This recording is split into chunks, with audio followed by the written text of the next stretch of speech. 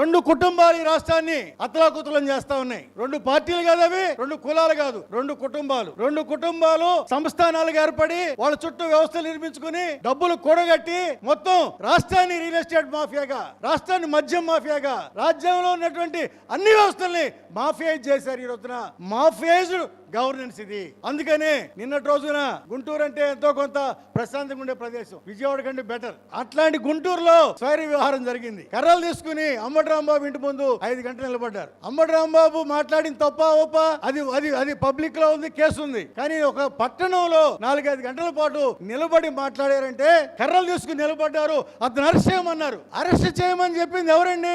చట్టం కాదు. ఆయన మీద ఉన్న కేసు ప్రకారం అరెస్ట్ జరగల. ప్రజలు ఆదేశించారు. ఏ ప్రజలు? వాళ్ళు ఎమ్మెల్యే గారు మనుషులు అందరూ ఆదేశించారు వాళ్ళని. అంటే ఏమైపోయింది? చివరికి చట్టాన్ని ఆదేశించే స్థాయికి ఈ రోజున రాజకీయ పార్టీలు వెళ్ళిపోయినాయి.